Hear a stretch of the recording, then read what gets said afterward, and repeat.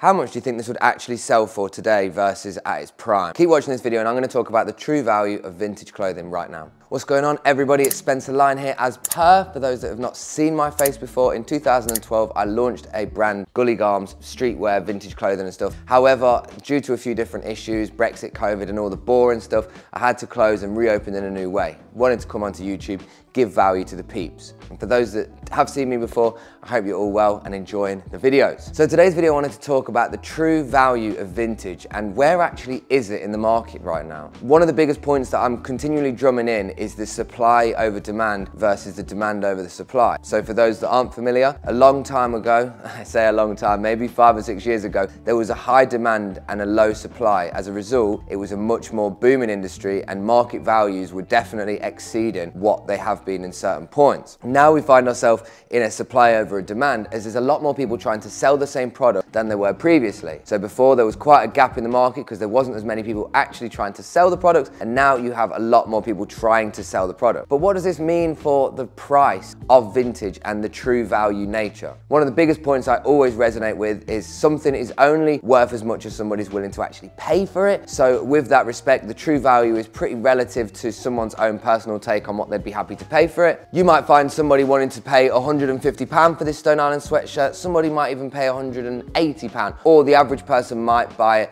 for 80 quid. That true price has a relativity to what it's actually talking about. Now, when we talk about the true value of vintage, I want to sort of break down a few different areas that I think are important to focus on, which will change and determine that price of its true value. The supply and the demand situation right now is that there's a lot of people selling and not a lot of people buying. The buying is relative to the demand of the brand. For example, a brand like Stone Island, its stock value and its market capacity is probably fluctuating, but also kind of constantly rising. And it's kind of down to a lot of consequential factors. So even just taking the Stone Island example, Stone Island and Stone Island Marina has been blown up and massive because of what the brand represented, what Massimo Osti actually captured with the Stone Island Marina and the CP brands. It comes down to lots of factors, the influence that it has over celebrities, the natural word of mouth of people over social media that aren't celebrities, the way that the brand is being represented through the media, the way that the brand is representing its reputation through the media and just in general. And that's one brand and one affiliation of that price. To try and bring it down to a home point and how the true value can be changed right now, a brand like Stone Island may not be affected by what the true value is because the demand is always just going to exceed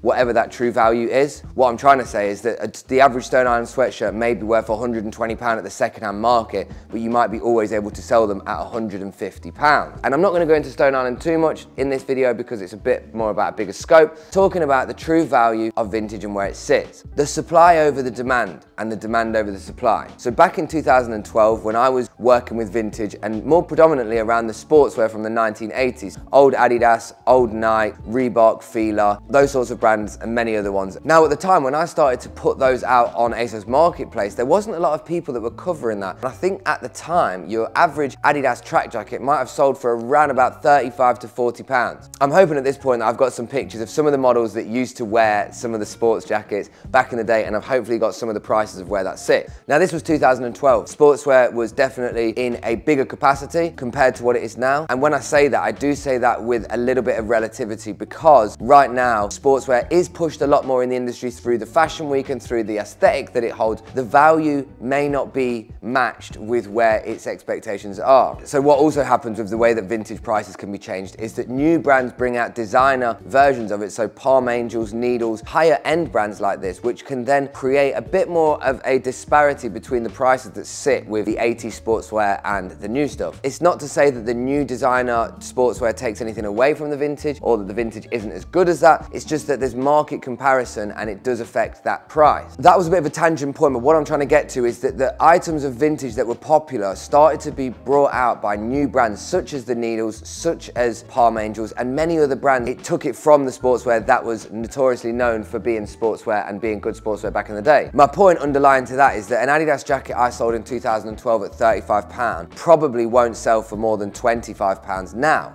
Why is that? If there's more people trying to sell similar products and there's less people wanting to buy it because those that bought it now sell it, then the price will be changed as a direct correlation of that. And like I say, vintage is super complex and the whole ecosystem of how prices change is vast. It cannot be pinned down to one thing. The Stone Island was an example to show how prices don't change a lot. The sportswear comparison was to show you how different brands that make new high-end sportswear can affect those prices. But overall, what changes things is once people start to infiltrate and desaturate a market by offering so much, it's the same concept that, you know, just to use a simple analogy, you might like the same fast food spot, but if next week there's 10 new fast food spots that offer something similar or just slightly same but different sort of vibes, and they start to be incrementally cheaper, then you have this way of comparison of different prices. So the supply and the demand, where that sits is as a lot of people started to build businesses from home, and this does relate to the vintage definitely, having less overheads meant they didn't need to factor in so much cost before charging a premium on their sale price. So people started to sell items for cheaper, people start to change the comparison of the prices because they're offering it cheaper, and as a result we have a range with items of prices. Like one jacket you might see could be from 20 to 50 pounds, but the base layer or average price that someone might be willing to pay for that could be 25. It might be higher, could be lower. This topic itself is super complex. Like I say, I mean, trying to pin down if vintage has its true value is very, very complex, but what I would say is the nature of whether the price is true or not is a reflection of whether the media, the natural narrative of people within social media through TikTok and Instagram are promoting vintage, are